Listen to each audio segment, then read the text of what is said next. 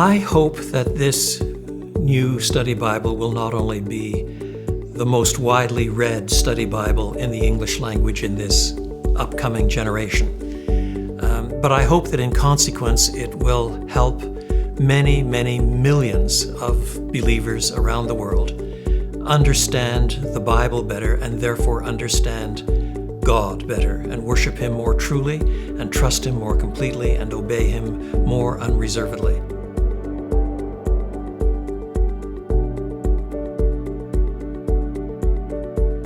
The NIV continues to be the best read English Bible in the world.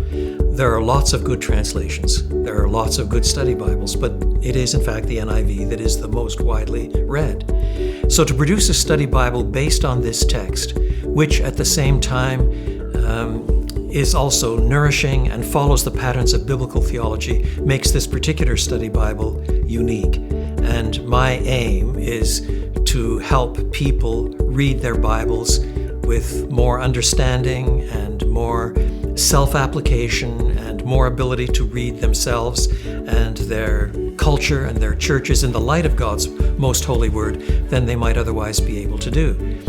The strength of this study Bible depends in part on the strength of the influence of the NIV. And I would like to think that this current NIV has huge potential for helping English-speaking Christians around the world, not only those for whom English is their first language, but also for millions and millions and millions of people around the world for whom English is their second language, to understand the Word of God in a way that is translationally faithful, but at the same time contemporary and not too technical.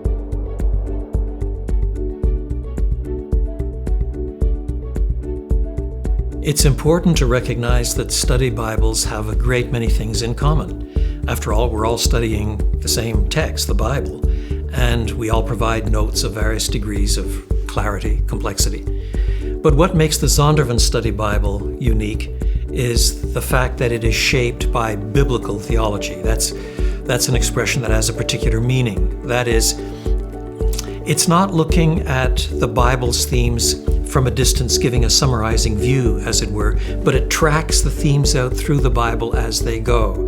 That's worked not only into the notes for each biblical book, but there are about 30 essays at the end on a variety of themes: kingdom, Jerusalem, the consummation, Messiah, justice, love, holiness, covenant, temple, and so on. About 30 of these themes. And in each case, what we do with these essays is not give a bird's eye sketch of the whole, but track out how that theme runs through the Bible and develops with time as God discloses Himself more and more.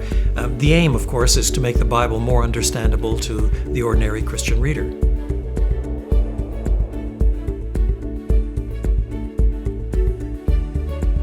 The 60 or so contributors to the notes and the essays at the end of this study Bible are drawn from quite a few countries, from many different denominations, and from some diversity of theological heritage.